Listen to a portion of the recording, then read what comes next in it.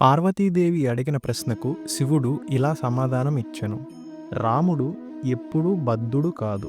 ఎందుకంటే ఆయన శరీరం కాదు, మనస్సు కాదు, బుద్ధి కూడా కాదు. ఆయన పరమాత్మ స్వరూపుడు. సాక్షిగా ఉండే చైతన్యం. అంటే ఏమిటి? మన శరీరం బాధపడుతుంది. మన మనస్సు దుఃఖిస్తుంది. కానీ వాటిని గమనిస్తున్న చైతన్యం మాత్రం మారదు. అదే పరమాత్మ స్వరూపం.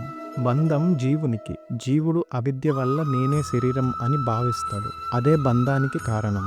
ఒక దృష్టాంతం చూద్దాం. చీకట్లో పడి ఉన్న తాడును పాము అనుకొని భయపడతాం. కానీ నిజంగా పాము కాదు. కానీ తెలియక భ్రమ కలుగుతుంది. అలాగే ఆత్మను శరీరం అనుకునే భ్రమే సర్వ దుఃఖానికి మూలం. రాముడు లీల చేస్తాడు, కానీ బంధంలో పడడు. అయితే ఒక ప్రశ్న, మన జీవన దుఃఖాలు కూడా భ్రమే అయితే మోక్షం ఎలా సాధ్యం? అప్పుడు శివుడు పార్వతికి వివరించెను. జీవుడు బద్ధుడగుటకు కారణం అజ్ఞానమే. అజ్ఞానము తొలగిన క్షణమే ముక్తి. అయితే ఆ అజ్ఞానం ఎలా తొలగును? శివుడు 3 మార్గములను చెప్పాను. మొదటిది జ్ఞాన మార్గము. నేను శరీరం కాదు, నేను ఆత్మను అని గ్రహించడం. రెండవది భక్తి మార్గం. శ్రీరాముని పట్ల పూర్తి శరణాగతి.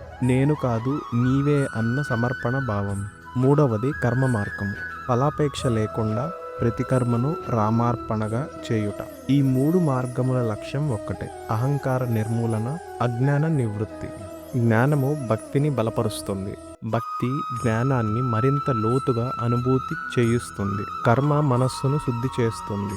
3 కలిసినప్పుడే రాముని యందు లీనత. అది ఏ పరమముక్తి. అయితే కలియుగమున మనకు ఏ మార్గం సులభము? తదుపరి భాగంలో తెలుసుకుందాం. జై శ్రీరామ్.